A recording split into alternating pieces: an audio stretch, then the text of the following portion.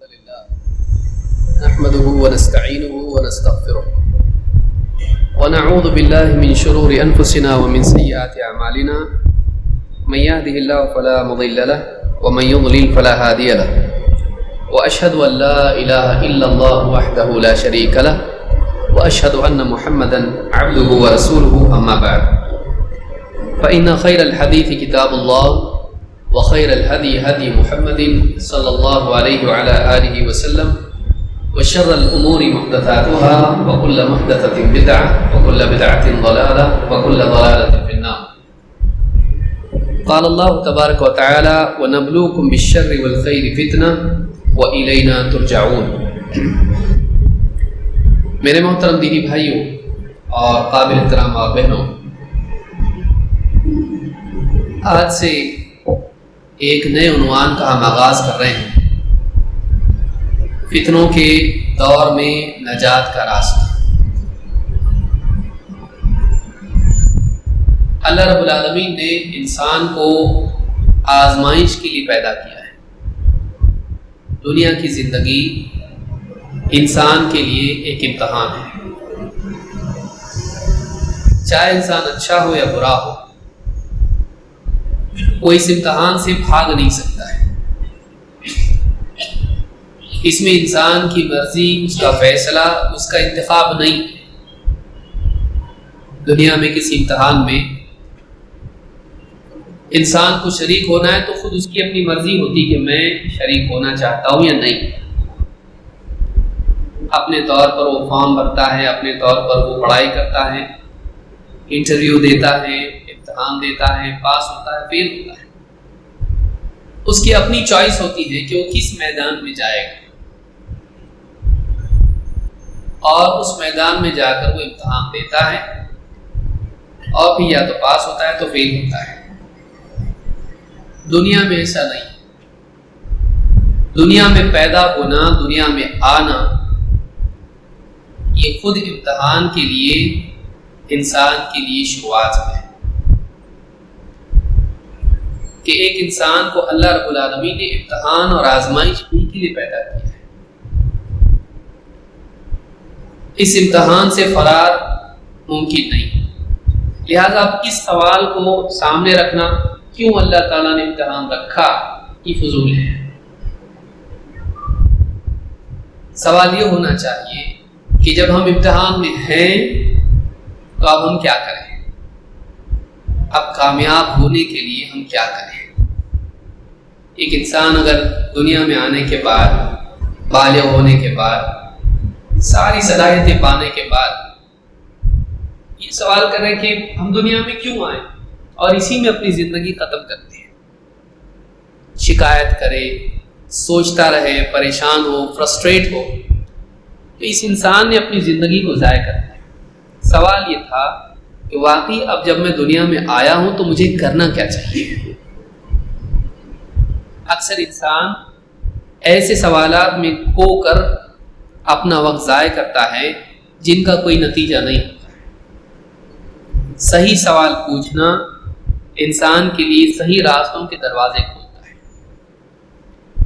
تو اللہ تعالیٰ نے صاف بتا دیا، دنیا میں انسان کو امتحان کے لیے پیدا کیا گیا ہے۔ یہاں امتحان ہر ایک کا ہونے والا ہے، چوائس نہیں ہے، اس میں انتخاب نہیں۔ اللہ نے قرآن کریم میں فرمایا الذی خلق الموت والحیات لیبلوکم ایکم احسن عملا۔ اللہ وہ ہے جس نے موت اور حیات کو پیدا کیا۔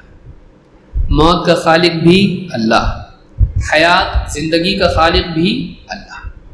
موت و حیات کو اللہ نے پیدا کیا، زندگی اور موت کا یہ نظام اللہ نے قائم کیا۔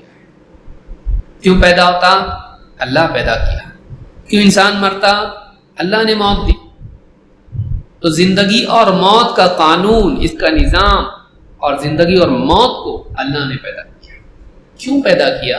اللہ نے جواب دیا اس کو، الذی خلق الموت والحیات لیبلوکم، تاکہ تم کو آزمائیں۔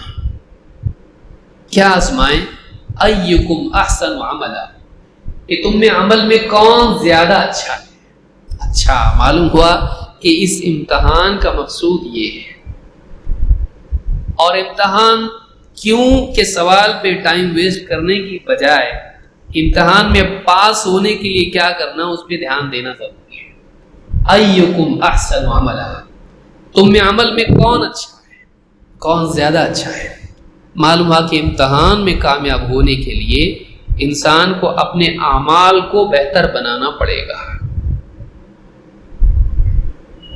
جو ہم کر سکتے ہیں وہ کریں، اچھے کام، اور اچھے کام جو کر سکتے ہیں ان کو اچھے سے کریں.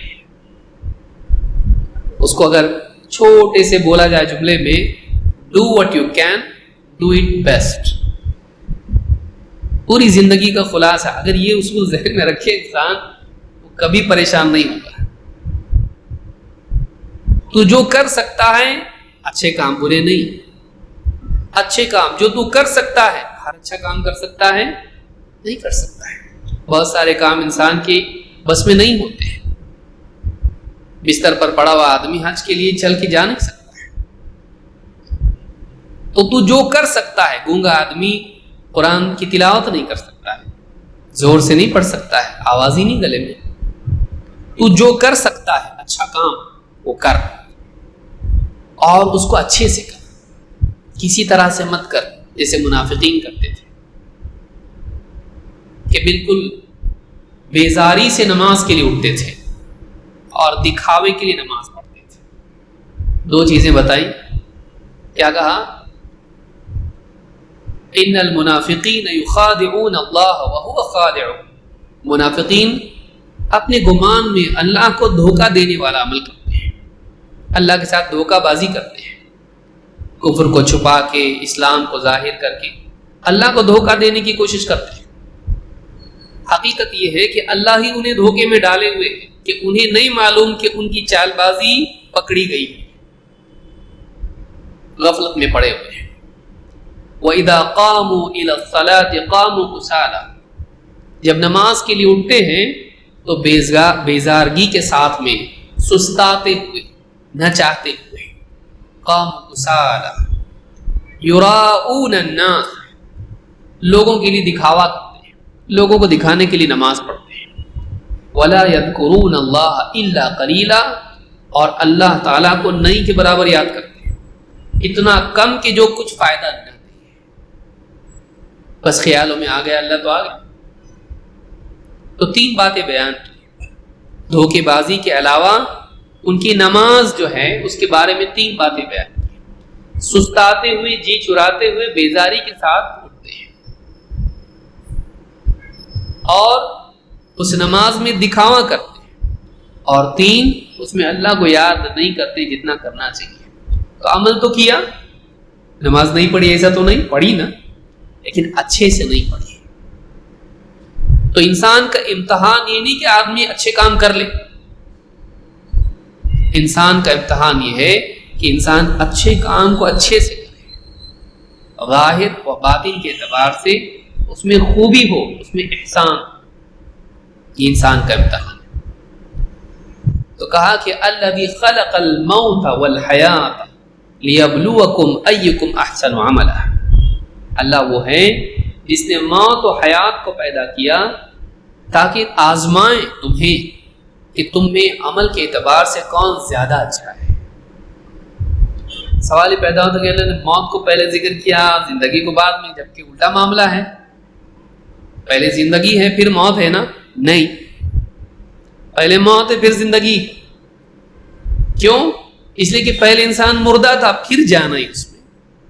نطفہ، علقہ، مضغہ، پھر 4 مہینے کے بعد جانا ہے. تو شروعات تو کریشن کی ہو گئی تھی، وہ مردہ گوشت کا ٹکڑا تھا، پھر جا کے اللہ تعالیٰ نے اس میں جان ڈالی. کیف تکفرون باللہ وکنتم امواتا فاحیاکم ثم یمیتکم ثم یحییکم ثم الیہ ترجعون. تم کیسے اللہ کا انکار کرتے؟ کیف تکفرون باللہ وکنتم امواتا، جبکہ معاملہ یہ ہے کہ تم مردہ تھے. کنتم امواتا فاحیاکم، اس نے تم کو زندگی دی، اس نے تم کو زندہ کیا. لیکن پھر ثم یمیتکم، پھر وہ تمہیں موت دے گا، ثم یحییکم، پھر تمہیں زندہ کرے گا، ثم الیہ ترجعون، پھر تم پلٹا کے اسی کے پاس لوٹائے جاؤ گے۔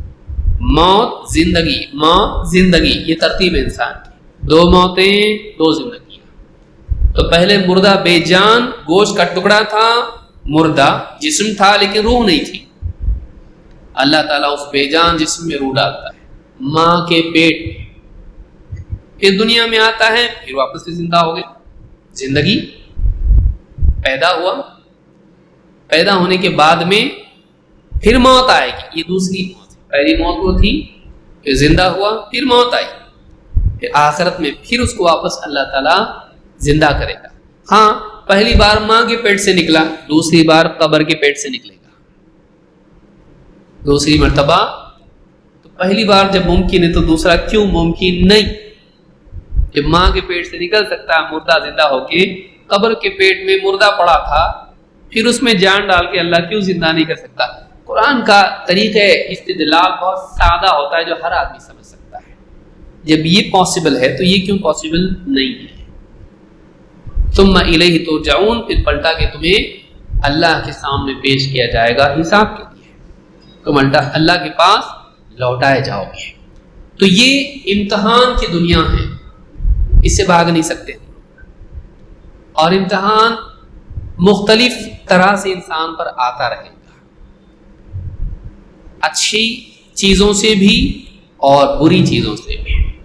عجیب بات یہ ہے یہ امتحان دونوں طرح سے آئے، خوش خوش امتحان، دکھ دکھ وہ بھی امتحان، راحت کے ساتھ بھی اور تکلیف۔ اسی لیے اللہ تعالیٰ نے قرآن کریم میں فرمایا سورہ الانبیاء آیت نمبر 35 میں، جو میں نے سب سے پہلے آیت پڑھی، اللہ نے فرمایا وَنَبْلُوكُمْ بِالشَّرِّ وَالْخَيْرِ فِتْنَةً، کہ ہم تم کو آزماتے ہیں شر کے ذریعے سے اور خیر کے ذریعے سے، امتحان کے طور پر ہم تم کو آزماتے ہیں شر کے ذریعے سے اور خیر کے ذریعے سے، امتحان کے طور پر ہے۔ معلوم ہے کہ صرف برے حالات امتحان نہیں، اچھے حالات بھی امتحان ہیں۔ برے حالات اس بات کا امتحان ہے کہ یہ صبر کا ثبوت دیتا ہے کہ نہیں، مصیبتوں میں پریشانیوں میں بھی یہ اللہ کے دین پر جمع رہتا کہ نہیں، کہ شکایت کرتا دین چھوڑ دیتا، صراط مستقیم سے بھٹک جاتا۔ برے حالات میں یہ امتحان ہے صبر، اچھے حالات میں امتحان ہے کہ شکر کرتا کہ نہیں، کہ اللہ کی نعمتیں پانے کے بعد اللہ کو یاد رکھتا ہے یا بھول جاتا، دینے والے کو یاد کرتا ہے یا پھر دی ہوئی چیز میں کھو جاتا ہے، دینے والے کے بتائے ہوئے طریقے پر ان نعمتوں کو استعمال کرتا ہے یا منمانی کر کے نعمتوں کو حرام راستوں میں، غلط راستوں میں، غیر شرعی چیزوں میں خرچ کرتا ہے۔ تو تکلیفیں، مصیبتیں، پریشانیاں انسان کے صبر کا امتحان ہیں، اور راحتیں، آسائش، خوشی، آسودگی، اچھے حالات انسان کے شکر کا امتحان ہے۔ زندگی بھر صبر و شکر کا امتحان چلتا رہتا ہے۔ اب انسان کے اوپر ہے کہ وہ کامیاب ہو یا ناکام ہو، اس کے اوپر ہے کہ وہ کامیابی کا راستہ چنتا ہے کہ ناکامی کا۔ تو آج کے درس میں جو عنوان ہم شروع کر رہے ہیں وہ یہی ہے۔ انشاءاللہ یہ جب عنوان ختم ہوگا تو ایک بڑا عنوان ہے جو ہم کو شروع کرنا ہے، خوارج کے اوصاف، اسلامی تاریخ کا سب سے پہلا فتنہ۔ اس لیے فتنے سے ہم لوگ شروعات کر رہے ہیں کہ سب سے پہلا فتنہ، سب سے پہلا گمراہ فرقہ جس نے بہت نقصان پہنچایا امت کو، اور وہاں سے سارے فرقوں کی شروعات ہوئی۔ تو اس کی تفصیلات، وہ کون لوگ تھے، ان کی کیا صفات ہیں، کیا آج کے دور میں بھی وہ مینٹالٹی، لوگ تو مر گئے لیکن اپنے پیچھے اپنے فکر کی میراث چھوڑ گئے، تو کیا آج بھی کوئی ہیں جو ان کی میراث کے حاملین میں سے ہیں، اور کیا صفات ہیں تاکہ ہم ان صفات سے بچ سکیں، اور جن کے اندر وہ صفات جمع ہیں ان سے دور رہ سکیں۔ تو آنے والے دروس میں انشاءاللہ آگے اس عنوان کے بعد ہم اس کی شروعات کریں گے انشاءاللہ۔ تو آزمائش کے بارے میں، فتنوں کے بارے میں اللہ نے فرمایا وَنَبْلُوكُمْ بِالشَّرِّ وَالْخَيْرِ فِتْنَةً، ہم تمہیں آزماتے شر کے ذریعے خیر کے ذریعے امتحان کے طور پر۔ معلوم ہے کہ شر اور خیر دونوں کے ذریعے سے امتحان ہونے والا ہے۔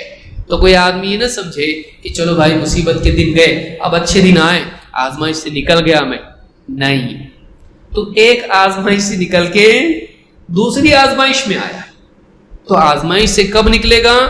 دنیا کے بعد ہی، موت تک تو آزمائش میں، بلکہ اس کے بعد بھی آزمائش ہے۔ نہیں، دنیا کی ایک آزمائش ہے جس کی بنیاد پر کامیابی ناکامی کا مدار ہے، جس پر انسان کی کامیابی اور ناکامی کا مدار ہے، لیکن دنیا کے بعد بھی آزمائش ہے۔ ابھی دنیا سے نکلا تھا، قبر میں گیا، کیا ہوا؟ مر ربک، وہاں بھی پھر آزمائش، وہاں بھی 3 سوال ہیں۔ وہاں سے نکل کے، قبر سے نکل کے حشر کے میدان میں آیا، 5 سوالات وہاں بھی ہیں۔ عمر کہاں صرف کی، جوانی کی طاقتیں کہاں کھپائی، مال کہاں سے کمایا، کہاں خرچ کیا، جو کچھ جانتا تھا اس پہ کتنا عمل کیا، پھر وہاں پہ بھی ہے۔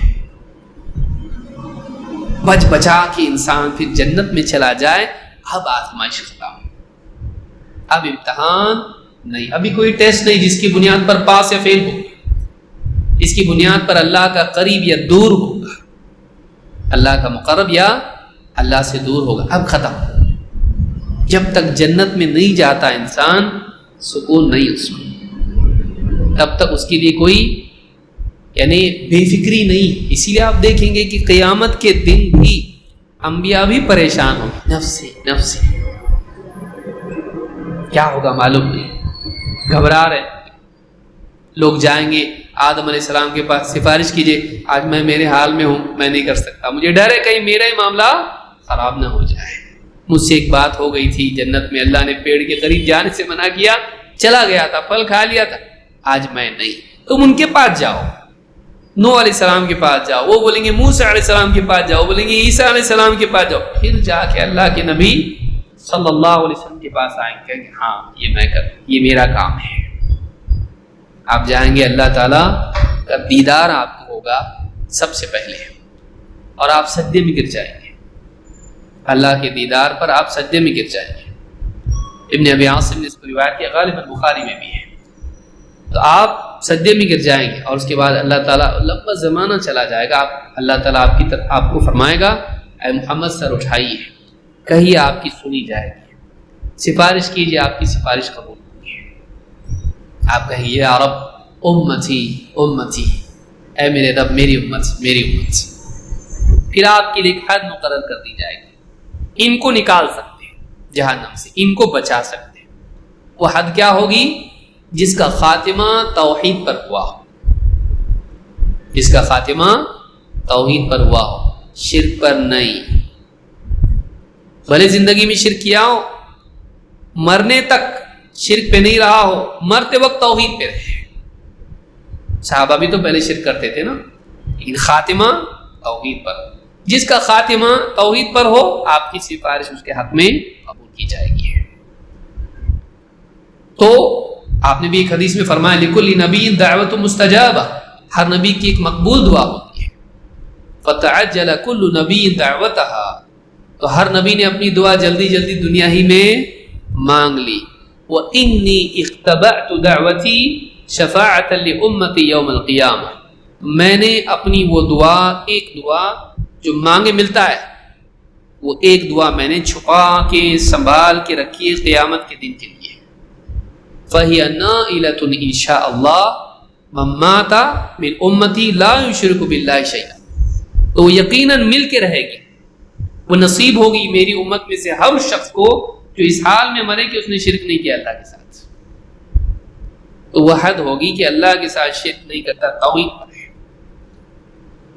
وہاں ہر نبی ڈر رہا ہوگا، جب جنت میں جائیں گے تب جا کے سکون ہوگا کہ اب ہم سے اللہ تعالیٰ نے فکر کو، غم کو دور کر دیا۔ اللہ تعالیٰ نے آج ہم سے غم کو، فکر کو دور کر دیا کہ اب ہم سے کہا جائے گا اب تمہارے پہ کوئی خوف نہیں، کوئی غم نہیں ہے۔ لا خوف علیکم ولا انتم تحزنون، اب تم پہ کوئی خوف نہیں, اب ڈرنے کی بات نہیں ہے, کیا ہوتا معلوم نہیں, اب نہیں, جنت میں جانے کے بعد اب کیا ہوتا معلوم نہیں, ایسا نہیں, اب یہیں رہنا ہے تم کو ہمیشہ, اور تمہارے لیے کوئی غم نہیں, خوف نہیں کہ نکالا جائے گا, غم نہیں کہ جتنا ملنا چاہیے تھا اس سے کم ملا. غم کب ہوتا ہے انسان کو کہ انسان کچھ کھو دیتا ہے, ان کو کھونے کا احساس نہیں, ان کو بس پانے ہی کا احساس ہوگا, ملا بہت اچھا ملا, زیادہ ملا, جتنا سوچے تھے اس سے بھی بڑھ کے ملا. اسی لیے آخری جنتی جا کے کہے گا, جب اس سے کہا جائے گا کہ دنیا اور اس سے 10 گنا تجھ کو, کہ اللہ تو رب العالمین ہو کے میرے ساتھ مذاق کرتا ہے, کہے گا میرے پاس مذاق نہیں ہے, ہمارے پاس بات بدلتی نہیں ہے, تیرے لیے ہے جو بھی ہے 10 گنا, سب کچھ تیرا ہے. آخری جنتی, سب سے پاپی, سب سے گناہگار, سب سے برائیاں زیادہ کر کے اخیر میں جہنم سے نکل کے جنت میں ڈالا جائے گا, وہ کہے گا کہ اتنا کہیں مذاق تو نہیں کر رہا تو میرے ساتھ, میں اس کا لائق نہیں. وہ خود اپنے کو لائق نہیں سمجھتا ہوگا, اللہ اتنا دے گا اس کو جنت. تو دنیا سکون کی جگہ نہیں ہے, یہ امتحان کی جگہ ہے. آخرت جنت پانے کی جگہ ہے, سکون کی جگہ وہ ہے. دنیا میں امتحان ہی امتحان, ایک امتحان گیا دوسرا آیا, دوسرا گیا تیسرا آیا, آپ اس میں سے باہر بھاگ کے جا سکتے نہیں. کوئی آدمی خودکشی کر کے امتحان سے بھاگنا چاہے, وہ امتحان سے نکل کے جہنم کے عذاب میں چلا گیا. اللہ ہے کہ اللہ رب العالمین اس کے ایمان کی بنیاد پر اس کی مغفرت کرے, اور اللہ کی مشیت کے ماتحت ہے. تو انسان امتحان سے بھاگ نہیں سکتا. بہت سارے لوگ پریشانیوں سے تنگ آ کر دنیا سے بھاگ جاتے ہیں, وہ چھوٹی پریشانی سے بڑی پریشانی کی طرف بھاگ رہے ہیں. تو فرار اس امتحان سے آدمی حاصل کر سکتا ہے نہیں. اس میں اس کی فکر یہ ہونا چاہیے کہ میں اس امتحان میں کیسے کامیاب ہوں, میں پھسلنے سے کیسے بچوں, میں گمراہی سے کیسے بچوں. تو قرآن کریم میں اللہ رب العالمین نے فرمایا وَنَبْلُوكُمْ بِالشَّرِّ وَالْخَيْرِ فِتْنَةً, ہم تمہیں آزماتے ہیں شر اور خیر کے ذریعے سے امتحان کے طور پر, فتنتاً اختبار کے طور پر, امتحان کے طور پر, آزمائش کے طور پر. تو دنیا میں اچھے اور برے حالات آتے رہیں گے, اور یہ امتحان کے لیے ہیں.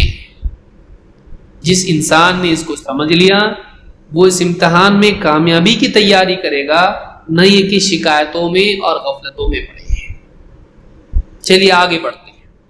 عربی زبان میں فتنے کا لفظ اتنا وسیع, کئیوں معنی اس کے. اس تعلق سے ابن حجر رحمہ اللہ فرماتے ہیں اپنی کتاب فتح الباری میں جلد نمبر 13 صفحہ نمبر 3 کتاب الفتن کی شروعات میں کہتے ہیں قال راغب الاصفہانی, اپنی کتاب میں کہتے ہیں اصل الفتن ادخال الذهب في النار لتظهر جودته من رداءته. عربی زبان کے قاعدے کے اعتبار سے, عربی لغت کے اعتبار سے فتنے کی اصل کیا ہے, فتنہ کیا ہے؟ فتنہ ہے, کہتے ہیں اصل یہ ہے کہ سونے کو آگ میں ڈالنا تاکہ اس کا اچھا یا گھٹیا ہونا ظاہر ہو. سونے کو کیا کرتے ہیں, پاک کرنے کے لیے آگ میں ڈالا جاتا ہے, کچرا اس کا نکل جاتا ہے, اور اس سے معلوم ہوتا ہے کہ کتنا پیور ہے یا کچرا اس میں کتنا تھا. تو سونے کو آگ میں ڈالنے کو عربی زبان میں کیا کہتے ہیں, یہ فتنہ ہے. اس فتنے کے نتیجے میں یا تو وہ کھرا ثابت ہوتا ہے یا کھوٹا. اسی طرح سے دنیا میں بھی اللہ تعالیٰ بندوں کو آگ میں ڈالتا ہے آزمائش کی, اور اس آزمائش کے نتیجے میں یا تو سونا کھرا ثابت ہوتا ہے یا پھر کھوٹا. اور اللہ تعالیٰ اس کے ذریعے سے بعض بندوں کو پاک کرتا ہے گندگی سے. سمجھ میں آئے؟ تو عربی زبان میں یہ اس طرح سے استعمال ہوتا ہے.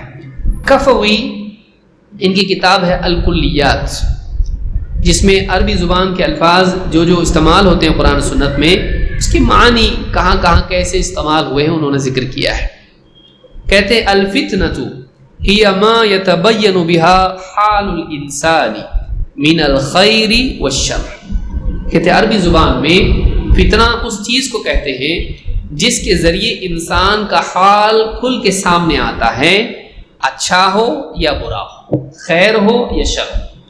ایسی ہر چیز کو فتنہ کہا جاتا ہے جس کے ذریعے انسان اچھا ہے یا برا ہے اس کا حال سامنے آ جاتا ہے۔ یقال فتنت بالذهب بالنار، فتنت الذهب بالنار، کہا جاتا ہے کہ تو نے سونے کو پرکھا آگ کے ذریعے سے۔ اذا جربته بها لتعلم انه خالص او مشوب، کہتے ہیں اس اعتبار سے کہ جب تو سونے کو آگ میں ڈالتا ہے، اس کا تجربہ کرتا ہے تاکہ تو جانے کہ وہ خالص ہے یا ملاوٹی ہے۔ تو سونے کو آگ میں ڈالا جاتا ہے، جیسے پہلے بھی ابن حجر نے کہا، کفوی بھی وہی کہہ رہے ہیں کہ تو سونے کو آگ میں ڈال کے دیکھتا ہے کہ یہ پاک ہے کیا ملاوٹی ہے، خالص ہے یا ملاوٹی ہے۔ وَمِنْهُ الْفَتَّانَ، اسی سے لفظ بنا ہوا ہے فتانہ، فتنے کے لفظ سے بنا ہے فتانہ۔ وَهِيَ الْحَجَرُ الَّذِي يُجَرَّبُ بِهِ الذَّهَبُ وَالْفِضَّةُ، پارس پتھر بولتے ہیں نا، جس کے ذریعے سے پتہ چلتا ہے، یا کیا بولتے ہیں اس کو، جس سے معلوم پڑتا ہے سونا ہے کہ نہیں ہے، خالص ہے کہ نہیں ہے، چاندی خالص ہے کہ نہیں، پارس پتھر کچھ اور بولتے ہیں، سونا بنانے کے لیے ہوتا ہے، ایسا تو کوئی ہے نہیں۔ تو کہتے ہیں کہ ایسا پتھر جس سے چیک کیا جاتا ہے یہ سونا اور چاندی صحیح ہے کہ نہیں ہے۔ وَالْفِتْنَةُ أَيْضًا الشِّرْكِ، اب دیکھیے قرآن میں فتنے کا لفظ کس کس جگہ کس کس معنی میں آیا ہے۔ کہتے ہیں کہ فتنہ شرک کو بھی کہا گیا ہے، حَتَّى لَا تَكُونَ فِتْنَةً، جیسے اللہ نے فرمایا یہاں تک کہ فتنہ باقی نہ رہے، تو یہاں میں مراد فتنے سے کیا ہے، شرک ہے۔ وَالْإِضْلَالِ، گمراہ کرنا، اس کو بھی فتنہ کہتے ہیں۔ ابتغاء الفتنہ، قرآن میں اللہ نے فرمایا فتنہ چاہتے ہوئے لوگ کیا کرتے ہیں، متشابہات کے پیچھے دوڑتے ہیں۔ اسی طرح سے قتل کو بھی فتنہ کہا جاتا ہے۔ والقتل ان یفتنکم الذین کفروا، کفر کرنے والے تمہیں فتنے میں ڈال دیں۔ والصد، حق کے راستے سے روکنے کو بھی فتنہ کہا جاتا ہے۔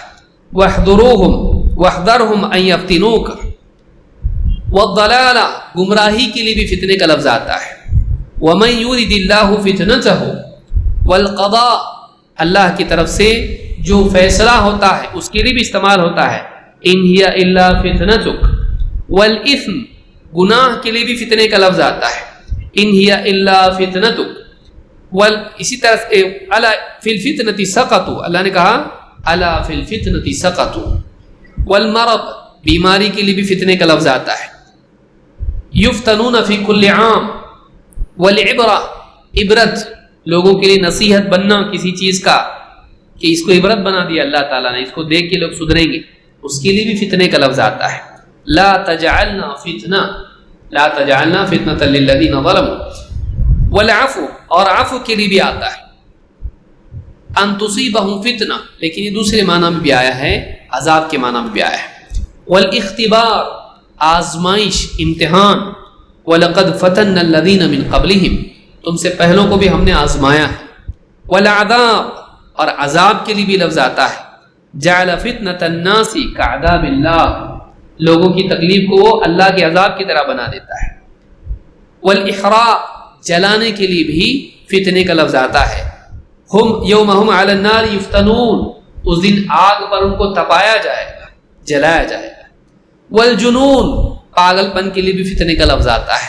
بِأَيِّكُمُ الْمَفْتُونَ، تم میں کون پاگل ہے۔ قیل فی قولہ تعالی والفتنة اشد من القتل، اللہ تعالیٰ نے قرآن کریم میں فرمایا کہ فتنہ قتل سے بھی زیادہ سخت ہے۔ ان المراد النفی عن البلد، زمین سے نکال دینا، ملک بدر کرنا، اس معنی میں بھی فتنے کا لفظ آتا ہے۔ کتنے سارے معنی آپ دیکھیں گے کہ فتنے کے کئی معنی ہیں، کہ فتنہ اصلاً کس کے لیے آتا ہے، آزمائش۔ پھر اس کے علاوہ دیکھیں گے تو گمراہ کرنا، قتل، حق کے راستے سے روکنا، پھر خود گمراہی، اسی طرح سے اللہ کا فیصلہ، گناہ، بیماری، عبرت، معافی اور امتحان، عذاب، جلانا اور جنون، ان تمام چیزوں کے لیے کس کا لفظ کیا لفظ استعمال ہوتا ہے؟ فتنہ۔ الکلیات میں کفوی نے فتنے کے تحت اس بات کو کہا ہے۔ آپ کہیں گے اتنے سارے معنی ہیں، ان سب کو اگر آپ جمع کریں تو بنیادی طور پر ابن قیم کہتے ہیں دو چیزوں میں جمع ہو جاتا ہے۔ کیا ہے وہ؟ یا تین چیزیں ہم اس کو کہہ سکتے ہیں۔ ابن قیم رحمۃ اللہ علیہ فرماتے ہیں وحقیقۃ الامر ان الفتنة تطلق على العذاب وسببه۔ بھائی فتنہ فتنہ فتنہ ہم لفظ استعمال کرتے ہیں، ہم کو معلوم بھی تو ہوگی فتنہ ہے کیا چیز۔ قرآن و سنت کے مطابق فتنہ یہ کیا معنی رکھتا ہے؟ ابن قیم رحمۃ اللہ علیہ فرماتے ہیں کہ حقیقی بات یہ ہے، حقیقت یہ ہے کہ فتنہ دو چیزوں کے لیے بولا جاتا ہے، عذاب اور عذاب کے اسباب۔ ساری چیزوں کو آپ اگر جمع کر لیں تو دو چیزوں میں جمع کر سکتے ہیں، کیا؟ عذاب اور عذاب کے اسباب۔ وَلِهَذَا سَمَّى اللَّهُ الْكُفْرَ فِتْنَةً، اسی لیے اللہ تعالیٰ نے کفر کو فتنہ قرار دیا۔ اور وَهُمْ لَمَّا أَتَوْا بِالْفِتْنَةِ الَّتِي هِيَ أَسْبَابُ الْعَذَابِ فِي الدُّنْيَا سَمَّى جَزَاءَهُمْ فِتْنَةً، تو جب کفر کرنے والے انہوں نے دنیا میں اللہ کے عذاب کا سبب اختیار کیا، کفر کیا، تو اس کی جزا کو بھی اللہ تعالیٰ نے فتنہ قرار دیا ہے۔ قرآن میں فرمایا وَلِهَذَا قَالَ ذُوقُوا فِتْنَتَكُمْ، اپنا فتنہ چکھو۔ یہاں فتنہ کس معنی میں ہے؟ عذاب کے معنی میں۔ کہا کہ وَالْفِتْنَةُ أَشَدُّ مِنَ الْقَتْلِ، تو فتنہ جو ہے کفر کو، شرک کو اللہ نے قرار دیا، اور اس کا نتیجہ بھی کیا ہے؟ عذاب۔ تو اللہ تعالیٰ نے عذاب کو بھی کیا کہا؟ ذوقوا فتنتکم، چکھو اب اپنا عذاب، چکھو اب اپنا عذاب۔ تو فتنہ عذاب کے لیے استعمال ہوتا ہے، جیسا کہ آپ شروع میں دیکھ چکے ہیں، آگ میں تپانا، تو اصل وہی معنی اس کی۔ پھر وہ ساری چیزیں جو اس آگ میں جانے کا ذریعہ ہیں، جہنم کی آگ میں، وہ ساری چیزیں کیا ہیں؟ فتنہ ہے۔ تو کل ملا کے بنیادی طور پر تین معنی فتنے کے ہیں، اس کو یاد رکھیے۔ نمبر ایک، اصل میں اختبار، امتحان، دو گمراہی، تین عذاب۔ یاد رہے گا یہ فتنہ بنیادی طور پر تین چیزیں ہیں۔ ایک، سب سے پہلی چیز امتحان جو اللہ نے رکھا دنیا میں، حق اور باطل۔ پھر انسان کس پہ چلتا ہے؟ انسان کو امتحان کے لیے پیدا کیا، تو یہ اصل ہے کہ اللہ نے امتحان کے لیے دنیا میں رکھا۔ تو پہلا معنی فتنے کا کیا ہے؟ امتحان، اس کو یاد رکھیے۔ دو، گمراہی، جب امتحان ہے تو کچھ ہدایت پر ہوں گے اور کچھ گمراہ ہوں گے، تو وہ جو گمراہی ہے وہ کیا ہے؟ وہ بھی فتنہ ہے، کہ اس امتحان کی وجہ سے اگر پاؤں پھسلتا ہے تو کہاں جائے گا؟ گمراہی میں، تو وہ فتنہ ہے۔ اور وہ سارے اسباب جو گمراہی کا سبب ہے، گمراہی اور گمراہی کے اسباب۔ اور تین، اس کا انجام کیا ہے؟ جہنم۔ اس کو بھی کیا قرار دیا اللہ تعالیٰ نے؟ تو امتحان، گمراہی اور گمراہی کے اسباب، اور تین، گمراہی کا انجام کیا ہے؟ وہ جہنم کی آگ۔ تو یہ کل ملا کے اصل اس کو فتنہ کہا جاتا ہے، امتحان، گمراہی اور جہنم اس کا انجام ہے۔ تو ابن قیم رحمۃ اللہ علیہ فرماتے ہیں کہ اصل میں یہ عذاب اور عذاب کے اسباب کو کہا جاتا ہے فتنہ۔ اسی لیے دنیا میں کفر کو اللہ نے فتنہ قرار دیا، اور آخرت میں ان کی کفر والوں کی سزا کو بھی اللہ تعالیٰ نے کیا قرار دیا؟ فتنہ۔ التبیان فی اقسام القرآن میں صفحہ نمبر 290 پر یہ بات ابن قیم رحمۃ اللہ علیہ نے کہی ہے۔ تو یہ سمجھنا ہم کو ضروری کہ فتنہ جب ہم بولتے ہیں تو اس کا مطلب کیا ہوتا ہے۔ ہر وہ چیز جو انسان کی گمراہی کا سبب بنے اور پھر گمراہ ہونے کی وجہ سے عذاب کا سبب بنے، وہ کیا ہے؟ فتنہ ہے۔ پھر وہ اچھائی بھی ہو سکتی ہے کہ بھئی کسی انسان کو اللہ نے دنیا میں خوبصورتی دی، صحت دی، مال دیا، فری ٹائم دیا، حکومت دی، یہ ساری چیزیں خوش ہو رہا پاک ہے، لیکن یہ اس کے لیے کیا ہے؟ گمراہی کا ذریعہ بن سکتا ہے اور وہ جہنم میں جا سکتا ہے۔ کوئی انسان اس کو تکلیفوں میں ڈالا اللہ تعالیٰ نے، اس کو اپاہج بنایا، اس کو غریب بنایا، بدصورت بنایا، اس کو بیمار بنایا، اور اس کی وجہ سے وہ شکایتیں کرنے لگا اور اللہ کے حکموں کو توڑنے لگا اور اللہ کے دین کو چھوڑ دیا، اس کے نتیجے میں کہاں چلا گیا؟ گمراہی میں، اور گمراہی کی وجہ سے تو اچھائیاں، راحت، تکلیف، برائی، ان ساری چیزوں میں انسان کی آزمائش اور انسان کے لیے کیا بنتے ہیں؟ تو اس اعتبار سے دیکھا جائے تو انسان چاہے پرانے زمانے کا تھا یا آج کے زمانے کا یا کل آئے گا، ہر آدمی کیا ہے؟ فتنے میں ہے، آزمائش میں ہے، لیکن اس کا خاص ایک معنی بھی حدیثوں میں استعمال ہوتا ہے، جیسا کہ ہم آگے بھی دیکھیں گے۔ ایک حدیث ہے جس سے معلوم ہوتا ہے کہ ہر آنے والا دور پچھلے دور سے زیادہ فتنوں والا ہوگا۔ زبیر بن عدی کہتے ہیں اتینا انس بن مالک، ہم انس بن مالک رضی اللہ تعالیٰ عنہ کی خدمت میں حاضر ہوئے، فشکونا الیہ ما نلقى من الحجاج، تو حجاج ابن یوسف جو بڑا ظالم گورنر تھا، مسلمانوں کو قتل کرتا تھا، ظلم کرتا تھا، تو حجاج کی طرف سے ہم کو جو پریشانیاں، مصیبتیں اور تکلیفیں پہنچی، اس کی شکایت انہوں نے انس بن مالک رضی اللہ تعالیٰ کے پاس کی، ان کے سامنے کی۔ ظالم بادشاہ کے ظلم کی شکایت کی، گورنمنٹ خراب ہے، ظلم کرنے والی ہے۔ فقال اصبروا، حضرت انس نے کیا کہا؟ چلو پروٹیسٹ کرتے ہیں، سازش کرتے ہیں۔ ہاں کیا کہا؟ اصبروا۔ آج کل کے نیتا لوگ کیا کہیں گے؟ کہ دیکھو مولوی صاحب گمراہ کر رہے قوم کو، کیا بول رہے ہیں؟ اصبروا، صبر کرو، اصبروا، صبر کرو، فإنه لا يأتي عليكم زمان إلا الذي بعده شر منه حتى تلقوا ربكم، صبر کرو، اس لیے کہ ہر آنے والا زمانہ، بعد میں آنے والا زمانہ پچھلے زمانے سے زیادہ شر والا ہوگا، یہاں تک کہ تمہاری اپنے رب سے ملاقات ہو جائے، مرنے کے بعد اللہ سے تم جا ملو۔ صبر کرو، اس لیے کہ ابھی جو حالات ہیں برے ہیں، اس سے بعد میں آنے والے حالات اور بھی برے ہیں، تو صبر کرو۔ اور آگے کیا کہا؟ سمعتہ من نبیکم صلی اللہ علیہ وسلم، اور یہ بات میں اپنی طرف سے نہیں کہہ رہا ہوں، یہ بات میں نے تمہارے نبی صلی اللہ علیہ وسلم سے سنی ہے، صلی اللہ علیہ وسلم سے سنی ہے۔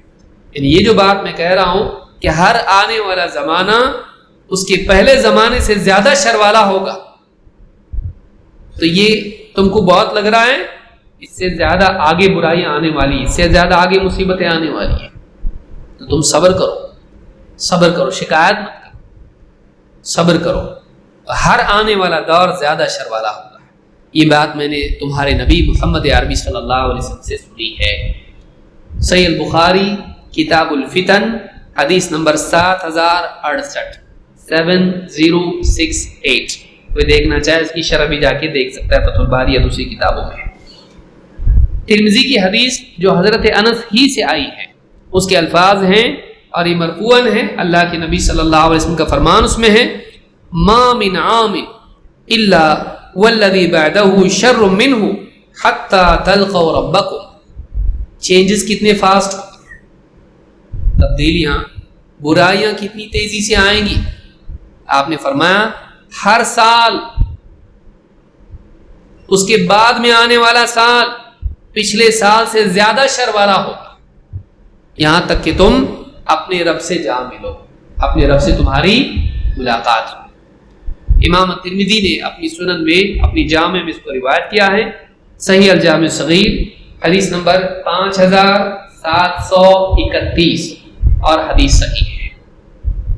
اس حدیث سے ایک بات یہ معلوم ہوئی کہ آنے والے ادوار میں شر گھٹے گا کہ بڑھے گا؟ بڑھتا جائے گا۔ اچھا، بات کرنے والوں نے، سوال کرنے والوں نے، شکایت کرنے والوں نے ایک خاص کانٹیکسٹ میں، ایک خاص پس منظر میں اس کو بیان کیا، کہا کہ دیکھو نا، ہمارے اوپر ایک ظالم حاکم آ گیا ہے، حجاج ابن یوسف، بہت ظلم کر رہا، مار رہا، لوگوں کی جانیں لے رہا، صحابہ کو قتل کیا اس نے، تابعین کو قتل کیا اس نے، بڑا ظالم تھا۔ بعض علماء نے کہا کہ لوگ اپنی قوم میں سے بدترین ظالم لے آئیں تو ہم اپنی طرف سے مسلمانوں میں سے حجاج کو لائیں گے، یہ لو ہماری طرف سے، اتنا ظلم کوئی ہے کہ تمہارے پاس نہیں سکتا، اتنا ظلم کیا اس نے۔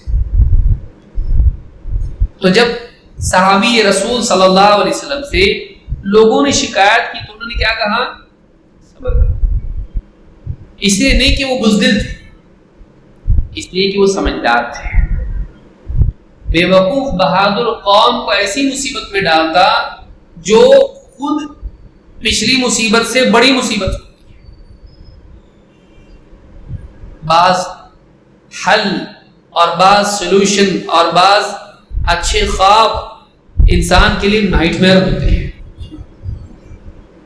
کہ بتاتے اپنے کو اس میں سے نکلنے کے لیے کرنا پڑے، چلو آگے بڑھو، چاہے تو کھل کے کرو یا چھپ کے کرو، دو ہی راستے رہتے ہیں نا۔ ظالم بادشاہ کے خلاف کیا ہے؟ یا تو کھل کے کچھ کرنا ہے یا تو چھپ کے کچھ کرنا ہے، اور اس کے نتیجے میں کیا ہوتا ہے؟ لوگ اور بڑی مصیبت میں پھنس جاتے ہیں۔ حالات بدلتے نہیں، اور اگر بدلتے ہیں تو بگڑتے۔ عرب سپرنگ، کتنا لوگ اس وقت میں بول رہے تھے ماشاءاللہ الحمدللہ سبحان اللہ، ہاں حالات بدلتے سبحان اللہ بولنے سے۔ اس کو ہٹاؤ، اس کو ہٹاؤ، اچھے لوگوں کو لاؤ، آئے کون اچھا ہے؟ حالات بدلے، کھانا پینا، دوائی، گھر، ایجوکیشن اور جتنی بھی سہولیات ہیں پہلے جو تھیں، ظالم بادشاہ ہیں، برا بادشاہ ہیں، ایسا ہے، شریعت کو نافذ نہیں کرتا، ایسا ویسا کر کے کیسا تو اس کو کافر بنائیں، پھر اس کے خلاف بغاوت کر کے ہٹائیں۔ اب آ گئی اسلامی حکومت، کھانے کو لوگ ترستے ہیں، یہ ظالم ہے، ہم کو ہمارے حقوق نہیں دیتا، ملے کم سے کم روٹی تو ملتی تھی، اب لائن لگا کے روٹی بھی نہیں مل رہی، دوائی تو ملتی تھی، ایجوکیشن کچھ تو تھا، ابھی کچھ بھی نہیں ہے، بچے دھول مٹی میں اٹے ہوئے ہیں، کھیل رہے باہر، نہ جانے کیا کیا، کوئی گالیاں دے رہا، نہ کوئی کیا کر رہا، چوری سیکھ رہا، اور کیا اس کا فیوچر ہے۔ تو حالات بعض اوقات بہتر بنانے کی جاہلانہ تدبیریں حالات کو بگاڑنے کا ذریعہ بنتی ہیں۔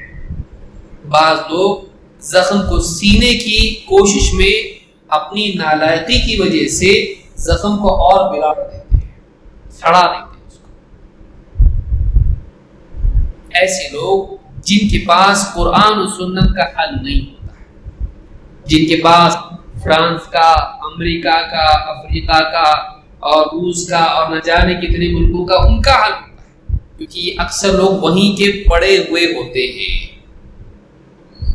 مولوی لوگوں کی مت سنو، ہم جو بول رہے وہ سنو۔ یہ دور الگ دور ہے، پہلے الگ دور تھا، نئے دور کے حساب سے نیا حل دیکھنا پڑے گا، اچھی بات ہے، پھر نئے نئے مسائل بھی آئیں گے، جو اس سے پہلے مسائل نہیں تھے، ایسے برے حالات اور ایسے برے مسائل آئیں گے جو تمہارے باپ دادا نے بھی نہیں دیکھے تھے۔ آج آپ دیکھیے کئی مسلمان ملکوں کا حال بگڑا ہوا ہے، کس وجہ سے؟ ان لوگوں کی جہالت کی وجہ سے جنہوں نے سدھارنے کا نعرہ لگایا۔ تو ہر سدھار کا نعرے کو نہیں دیکھنا چاہیے، اس کی طریقے کو دیکھنا چاہیے کہ سولوشن کیسا ہے۔ بعض اوقات کیا ہوتا ہے، آج ہوتا ڈاکٹر یہ کرے گا، وہ کرے گا، یہ کرے گا، بہت ٹائم لگا، آؤ میں تم کو شارٹ کٹ دوا دیتا ہے، کھاتے ہی دوڑنے لگیں گے، دوڑ نہیں لگتا ہو، ایسا دوڑتا حالت خراب ہو جاتی ہے اس کی بھی اور گھر والوں کی۔ ایسے لوگوں کے حل نہیں، نئے مسائل کا دروازہ کھولتے ہیں۔ تو یہاں پر آپ دیکھیے کہ ایک بات تو یہ معلوم ہوتی ہے کہ آنے والے ادوار فتنوں کے ہیں، اس لیے ہم کو پریپیئرڈ رہنا چاہیے اس کے لیے۔ اچھے خواب دکھانے والوں کے دھوکے میں آنا نہیں چاہیے، اس لیے کہ ہر آنے والا دور پچھلے دور سے زیادہ شر والا ہوگا۔ اس میں ایک لفظ میں حل بتایا گیا، وہ کیا ہے؟ صحابی نے کیا کہا؟ اسبرو۔ صبر کا یہ مطلب نہیں کہ آدمی ہاتھ پاؤں توڑ کے بیٹھ جائے، صبر کا مطلب یہ ہے کہ بدتر سے بدتر حالات میں بھی آدمی اپنے دین پر جمع رہے، وہ کرے جو اللہ اور اس کے رسول نے بتایا۔ صبر کا مطلب کیا ہے؟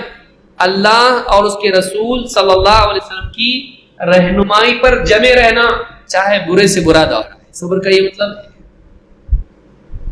اپنی بنیاد میں صبر کا مطلب کیا ہوتا ہے؟ جمنا، ٹکے رہنا، رکے رہنا اس راستے پر جس راستے پر اللہ اور اس کے رسول نے ٹکے رہنے کے لیے کہا ہے۔ وَأَنَّ هَذَا صِرَاطِي مُسْتَقِيمًا فَاتَّبِعُوهُ وَلَا تَتَّبِعُوا السُّبُلَ فَتَفَرَّقَ بِكُمْ عَنْ سَبِيلِهِ، اور یہ میرے سیدھا راستہ ہے، اللہ فرماتا ہے، اور یہ میری سیدھی راہ ہے، یہ میری صراط مستقیم ہے۔ وَأَنَّ هَذَا صِرَاطِي مُسْتَقِيمًا، یہ میری صراط مستقیم ہے، فَاتَّبِعُوا، تم اسی پر چلتے رہو، وَلَا تَتَّبِعُوا السُّبُلَ، اور چھوٹی چھوٹی دوسری راہوں میں مت نکل جاؤ، وَلَا تَتَّبِعُوا السُّبُلَ فَتَفَرَّقَ بِكُمْ عَنْ سَبِيلِهِ، تو یہ چھوٹی چھوٹی راہیں تمہیں اللہ کی راہ سے دور کر دیں گی۔ شارٹ کٹس کہاں لے جاتے ہیں؟ جہنم میں۔ وہی ایک راستہ ہے جو اللہ اور اس کے رسول کا بتایا ہوا راستہ ہے۔ تو صبر کا مطلب کیا ہے؟ صبر کا یہ مطلب نہیں ہے کہ ہم ہاتھ پاؤں توڑ کے بیٹھ جائیں، نہیں۔ صبر کا مطلب یہ ہے کہ ہم وہ کریں جو اللہ اور اس کے رسول صلی اللہ علیہ وسلم نے ہم کو بتایا ہے، نہ کہ وہ جو ہم کو پروفیسر لوگ بتا رہے ہیں، نہ وہ جو ہم کو سیاست داں بتا رہے ہیں۔ ہاں، اگر ان کا حل بھی قرآن و سنت کے ماتحت ہے تب تو ٹھیک، ورنہ ہم کو وہ حل نہیں چاہیے۔ ہمارا اچھا کیے کوئی سیاست دانوں نے مصیبت میں ہی ڈال کے رکھے، یاد رکھیے اس بات کو۔ حل اگر ہم اس پر یقین رکھتے ہیں کہ اللہ اور اس کے رسول سے بہتر ہم کو کوئی رہنمائی نہیں دیتا ہے، تو فتنوں کے دور میں تو اس حقیقت کو یاد رکھنا اور زیادہ ضروری ہے کہ اس کے سوا ہمارے پاس سولوشن کوئی ہے نہیں ہے۔ ان خیر الحدیث کتاب اللہ وخیر الہدی ہدی محمد، سب سے بہترین بات اللہ کی بات۔ کیا بولا دیکھو ڈیبیٹ میں، اس سے بھلائی کم برائی زیادہ ہوتی بعض اوقات سے۔ بعض اوقات یہ ڈیبیٹ والے نقصان پہنچانے کا کام کرتے ہیں۔ تھوڑا اس کے ضمن میں بات آ گئی اس لیے بتا رہا ہوں کہ ہم لوگ ان کو سراہ کیا بولا اس نے، جا کے چیتھڑے کر دیا سب کے، ہاں چیر پھاڑ کر دیا سب کے، چیر پھاڑ ان کی کیا، لیکن اس کی ان باتوں کی وجہ سے کئی لوگ اسلام اور مسلمانوں کے دشمن بن گئے کہ اس نے ایسے طریقے سے بتایا جس سے یعنی لوگوں کے دل میں ماننے سے زیادہ، محبت سے زیادہ نفرت پیدا ہو کہ ڈیبیٹ اور یہ تقریریں، اگر کوئی ڈیبیٹ میں جائے ہی نہیں تو لوگ کیا کریں گے بتائیے؟ ہمارا کوئی آدمی مسلمانوں میں سے کوئی نیوز پہ ڈیبیٹ میں جائے ہی تو کیا ہوگا؟ کس سے لڑیں گے وہ لوگ؟ آپس میں لڑیں گے۔ لیکن ہم لوگ جب جاتے ہیں تو ان کو بکرا مل جاتا ہے۔ میری بات اچھے سے یاد رکھیں، کچھ لوگوں کو میری بات سے اتفاق نہیں ہو رہا، اس سے تھوڑی بول رہے ہم لوگ کیا غلط بات بول رہے ہیں، ہم جانا چاہیے، حق بات بولنا چاہیے، وہاں جا کے بولنے دیتے آپ کو؟ جیسی بھی آپ پتے کی بات بولنے لگے میوٹ کر دیتے آپ، یا جب آپ واقعی بات بولنے لگتے ٹھیک ہے آپ رکیے، آپ کا جواب یہ دیں گے، ہاں آپ سے 10 گنا چالاک ہیں آپ، آپ اتنے ہوشیار نہیں ہیں. آپ بولنے گئے تو آپ کو چپ کرا کے دوسرے کو. اب آپ کا جواب یہ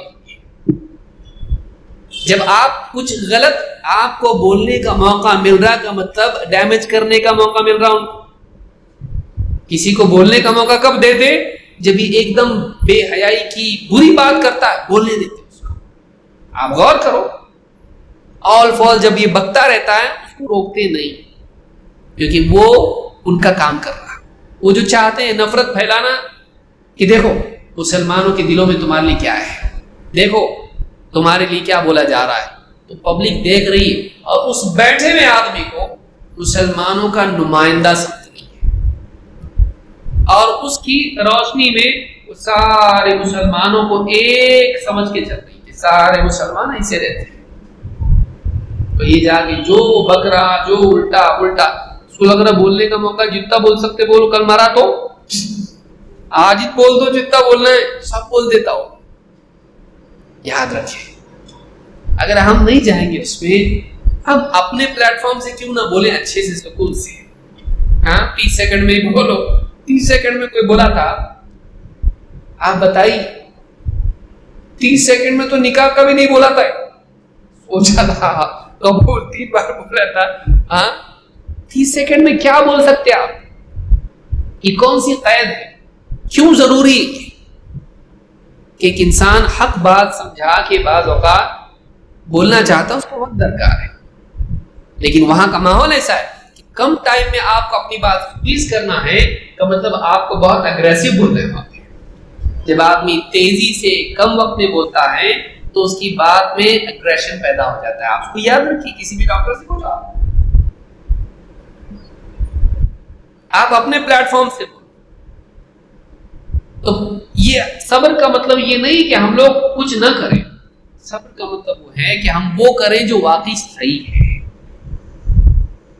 یہ نہیں کہ جو ہم کو بکری کو چارہ دکھا کے لیے جا رہے تو پیچھے پیچھے جا رہے ہیں ہم لوگ. نہیں جانا. ہم اپنے یوٹیوب پلیٹ فارم سے بولو بھائی, اچھے سے بولو کہ کون دیکھتا اس کو دیکھیں گے. آپ صحیح بولو گے تو لوگ دیکھیں گے. کتنے ایسے یوٹیوب چینلز ہیں جن کے فالوور نیوز والوں کے چینل سے زیادہ ہیں, سبسکرائبر زیادہ ہیں. کیوں؟ اس لیے کہ اتنی ریسرچ کر کے بولتے ہیں. آپ بکواس کرو گے تو اسی چینل پہ آپ چلو گے, باہر نہیں چلو گے. آپ کا ہوم ورک بھی تو ایسا ہونا چاہیے. آپ بھڑکاؤ بات بول کے لوگوں کو کسی طرح سے ذلیل کرنے والی بات بول کے یہ سمجھو گے کہ میں نے قوم کا حق ادا کیا تو نہیں چلتا ایسا. یاد رکھیں اس کو. تو آنے والا ہر دور پچھلے دور سے کیا ہوگا؟ برا ہوگا. اس لیے اس دور میں زیادہ ضرورت ہوگی کہ ہم پکڑے رہیں اس چیز کو, اس رسی کو جس میں ہماری نجات ہے, اسی چیز پر جمے رہیں. یہ میرا سیدھا راستہ ہے, اس پر جمے رہو. اس کو چھوڑ کے دوسری راہوں میں مت چلو کہ کوئی سیاستدان آ کے بولے یہ مولوی لوگ جو بتا رہے ہیں بھائی یہ قرآن و حدیث مسجد میں رکھو. وہ مسجد کی حد تک ٹھیک ہے, دنیا کے پرابلم کو سالو کرنے کے لیے قرآن و حدیث نہیں چلے گا. وہ ٹھیک ہے نماز روزہ تلاوت اور اپنا حج اس میں چلتا ہو, لیکن دنیا کے سیاسی اور موجودہ نئے دور کے مسائل کے لیے ہم کو نئے حساب سے سوچنا پڑے گا. ہم کو نیا سولوشن لانا پڑے گا. غلط تو حل کرنے کی بجائے تو خود ایک پرابلم ہے. حالات کے پرابلم سالو کرنے سے پہلے تیرے کو سالو کرنا پڑے گا. حالات سدھارنے سے پہلے تیرے کو سدھارنا پڑے گا. تو خود بگڑا ہوا ہے اور بگاڑے گا. راستے خراب ہیں, ڈرائیور اس سے خراب ہے زیادہ. ایسے اب دیکھیے گڑھوں والے راستہ خراب ہے, ڈرائیور بولا راستے بہت خراب ہے, گڑھے ادھر گڑھے ادھر گڑھے, میں بھگاتے لے جاتا جلدی پہنچیں گے. اب بیٹھو گے ایسی گاڑی میں تو گڑھے اس میں بھگاتے لے جا رہا ہوں, سر ٹکرا کے اوپر گریں گے, کوئی گاڑی کے باہر چلا جائے گا. ایسے رستوں پہ تو اور سکون سے چلانا پڑتا, سنبھال کے چلانا پڑتا. ان کیا بول رہا, راستے بہت کھڈے ادھر گڑے یہاں وہاں سرات نہ جانے کیا کیا رستوں کے اندر ہے. میں ایک کام کرتا ہوں, یہ راستہ بڑا تکلیف والا ہے اور بہت دور تک جانا ہے اپنے کو، میں اسپیڈ میں لے جاتا جلدی پہنچیں گے. ہاں ہم کو وہاں نہیں پہنچنے کا ہے، ہم کو گھر کو پہنچنے کا ہے. تو کہاں پہنچانا چاہ رہا ہم کو؟ دواخانے میں، قبرستان میں. ایسے لیڈر، ایسے رہنما جو اپنی عقل سے قوم کے مسائل حل کرنے کی کوشش کرتے ہیں، ایسے لوگ قوم کو پہنچا دیتے. کہاں؟ قبرستان میں. اور یہی امت بھگتتے آ رہی ہے. سمجھ میں آئی بات؟ یہی مسلمان بھگتتے آ رہے ہیں. ہر آتا بتاتا ہے میرے پاس الادین کا چراغ ہے، یہ بھی ٹرائی کر کے دیکھو ایک بار. ایسا مسلمان بیچارے بھولے بھالے، بولیں گے مسلمان تو بیچارے کیا بولنے کا، پیچھے لگ جاتے ہیں اور نقصان پوری امت کو اٹھانا پڑتا ہے. لہذا جو بنیادی نقطہ میں جو آج کے درس میں بتانا چاہتا تھا وہ یہ کہ آنے والے حالات برے ہیں، بگاڑ اس میں ہے، مصیبتیں اس کے اندر ہے، پریشانیاں اس کے اندر ہے. کن کن اعتبار سے ہم دیکھیں گے انشاءاللہ اگلے درس میں. لیکن اس میں ہم کو تیار ہونا چاہیے اور اس کے لیے ایک لفظ میں سولوشن ہے. کیا ہے وہ؟ جمے رہنا دین پر اور برداشت کرنا. بعض اوقات چھوٹی تکلیف کو برداشت کرنا بڑی تکلیف سے بچنے کا ذریعہ ہوتا ہے. چھوٹی تکلیف کو برداشت کرنا بڑی تکلیف سے بچنے کا ذریعہ ہوتا ہے. بعض اوقات چھوٹی تکلیف برداشت نہیں کرنا بڑی تکلیف میں جانے کا ذریعہ بن جاتا ہے. کہ آپ ہوٹل میں بیٹھے ہوئے، بستی کا بھائی آئے اور اس کے ساتھ 2-3 دوسری بستی کے بھی بھائی آئے. تو ذرا بھائی ادھر بیٹھو، ذرا ہم لوگ کو تھوڑی میٹنگ کرنا ہے. تو ادھر 2 کرسی والا ہے وہاں بیٹھو، یہاں 4 کرسی والا ہم کو بیٹھنے دو. بولا ہم لوگ بیٹھے رہے، نہیں اٹھتے ہم لوگ یہاں سے. اور تو جا چل. اس کی غلطی ہے بھائی کی تعارف نہیں کرایا اس کا. اس کی غلطی ہے کہ اس کی ریسرچ نہیں. یہ کیا سمجھا؟ تو یہ سمجھ رہا کہ دیکھ میں بہت زبردست ہوں. اس نے جو اٹھا کے دھلائی کیا، بازو کی کرسی پہ نہیں بٹھایا، اس نے سیدھا رکشا کی سیٹ پہ بٹھا کے دوا خانے میں بھیجا. ذرا سا چھوٹی تکلیف برداشت کر لیتا تو اتنی تکلیف برداشت ہوتی. تو بعض اوقات چھوٹی تکلیف انسان برداشت کر لیتا، صبر کر لیتا، وہ بزدلی نہیں رہتی، وہ عقل مندی رہتی. میں تو ایسا ہوتا تو ٹھیک ہے نا، تو ہے کیا ویسے؟ ایک ماری تو ادھر کا ادھر جا کے گرے گا. اٹھنے کے بعد مشرق مغرب بھی نہیں معلوم پڑے گا. تو تیرے اندر اتنا حوصلہ تو ہے نہیں. خام خط کیوں بہادر؟ بے وجہ کی بہادری، بے وقوف بہادری کوئی کام کی نہیں. تو اس وقت میں تھوڑا سا صبر کر لے. ٹھیک ہے بھائی کوئی بات نہیں، آپ لوگ بیٹھو، ہم لوگ وہاں بیٹھتے ہیں. تو کل کو وہ تیرے کام بھی آئے گا. بہت بہت شکریہ. کل کو تیرے کو کوئی باہر مارتا رہے گا، وہ بھائی آئے گا، کوئی کیا ہو رہا بھائی، ہٹو بس چھوڑ دے اس کو. کیوں؟ وہ تیرے لیے آ سکتا ہے، لیکن تیری بے وقوفی کی وجہ سے وہ تیرا دشمن بھی بنا اور تکلیف بھی. سمجھ میں آئی بات؟ تو یہاں پر بعض اوقات یعنی ایک انسان کا تھوڑا صبر کر لینا اس کے لیے بڑی مصیبت سے بھی نجات کا ذریعہ بنتا ہے. لیکن بعض اوقات صبر نہیں کرنا بڑی مصیبت کی طرف لے جاتا ہے. کہ کوئی ایک مسئلہ تھا، اس کا حل قانونی طور پر ہو سکتا تھا، نکلے توڑ پھوڑ کیے، یہاں شور شرابہ کیے، ٹھیک ہے، سارے لوگوں کو اٹھا کے جیل میں ڈال دیے. پڑے رہو وہاں پہ، پڑے رہو وہاں پہ. کتنے سال تک؟ 3-4 سال تک پڑے رہو. کیا کیا؟ خالی ایک پتھر مارا تھا، وہ کسی کو لگا بھی نہیں. ایک پتھر مارا تھا خالی. جمعہ کی نماز کو گیا تھا، جمعہ کے بعد پامفلیٹ بٹے، پڑھا کچھ کرنا پڑے گا. میں کیا کر سکتا ہوں، میں تو پتھر مار سکتا ہوں. گیا پروٹیسٹ میں گیا، ایک نے مارا پتھر، بولا میرا بھائی مار رہا میں بھی ماروں. اس نے کیا کیا؟ اس نے بھی پتھر اٹھایا، اس نے پتھر مارا، وہ لگا بھی نہیں کس کو. پولیس نے فوٹو ویڈیو، بولے ٹھیک ہے مارتے رہو، آرام سے مارو، ہم لوگ ویڈیو کرتے ہیں. یہ بھی بولا میں بھی قوم کا مجاہد ہوں، پتھر والا مجاہد. مہاویر کے گھر میں آیا، کھچڑا کھایا، پلاؤ کھایا، سب کچھ کھایا، घर पे आ गए, चलो कहे को चलो, आपका वीडियो देख रहे, ये दिख रहे हैं आप? हाँ दिख रहा। बोले लेकिन मैंने ऐसे ही काली पत्थर मारा था, आप भी ऐसे ही ले जा रहे हैं, बस आना है। गए और आए 4 साल के बाद। जिसने उनको इस बात पर आमादा किया वो बड़ा मुजरिम है।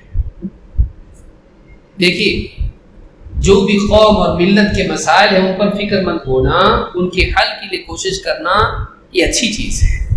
ये नहीं कि मुसलमानों के साथ कुछ भी होता रहा, मुसलमान बेहिस पड़े रहे, लेकिन हल वो होना चाहिए जो वाकई हल है। ताले पर आप सर पटक के ये सोचो कि ताला खुल जाएगा, ताला नहीं खुलेगा, आपकी खोपड़ी खुलेगी। आप हल वो करो जो है, वो नहीं जो हल नहीं है। समझ में आ रही बात? तो बाज़ औक़ात बेसब्री नुकसान बनती है। फिर अंदर बैठा हुआ है, कल को मारा मैंने पत्थर, 4 साल तक यही जुमला बोलता रहा, क्यों मारा मैंने पत्थर, क्यों गया। कितने लोग ऐसे पछता के बाहर निकलते हैं और फिर पत्थर तो क्या पुल भी नहीं मारूंगा बोलता, इतना परेशान हो जाता हो कि बोलता भाई मैं ऐसे जुलूस में गया, कल को मैं ईद मिलादुन नबी के जुलूस में भी नहीं जाऊंगा। वो भी जुलूस गलत है, लेकिन वो उस जोश में गया था, लेकिन बोलता मैं किसी भी जुलूस में नहीं जाऊंगा, स्वागत वाले जुलूस में भी नहीं जाऊंगा। क्यों? इसलिए कि 4 साल तक पड़ा रहा अंदर, बीवी बच्चे माँ बाप भाई बहन, क्या हाल हुआ उनका? कौन टिफिन लेके गया उनको? कौन उनको बचाने के लिए गया? कौन उनको लॉयर दिया? नहीं, याद रखिए। तो जो लोग ये कहें कि सब्र बुज़दिली है, ये लोग बेवकूफ लोग हैं। सब्र अलग अलग हालतों में उसकी अलग अलग सूरत होती है। तो बाज़ औक़ात बड़े शर से बचने के लिए छोटे शर पर राजी होना ये बुज़दिली नहीं होता है, ये अक्लमंदी होता है। और ये हर आदमी करता है, ये हर आदमी करता है पर्सनल जिंदगी में, लेकिन उम्मत के मामलात में नहीं करता। याद रखिए मेरी बात, पर्सनल लाइफ में सब करते ही, लेकिन जैसे कौम के मामलात आ जाते हर आदमी बहादुर हो जाता, क्योंकि हीरो बन जाता उसकी वजह से। हर आदमी हीरो बनना चाहता है। अल्लाह हम सबको समझता फरमाए। याद रखिए, आने वाले हालात में मुसलमानों के लिए ज़रूरी है कि वो सब्र व हिकमत और दीन पर जमे रहकर इन मसाइल को हल करने की कोशिश करें, न कि बेवकूफ़ी से और न कि शरीयत से हट के। अल्लाह रब्बुल आलमीन हम सबको समझता फरमाएँ और कुरान और सुन्नत का इल्म हासिल करने की तौफीक अता फरमाएँ। मज़ीद बातें जो इस बाब में हैं आने वाले दुरूस में इंशाअल्लाह हम समझने की कोशिश करेंगे। अक़ूलु हाज़ा व अस्तग़फ़िरुल्लाह ली व लकुम।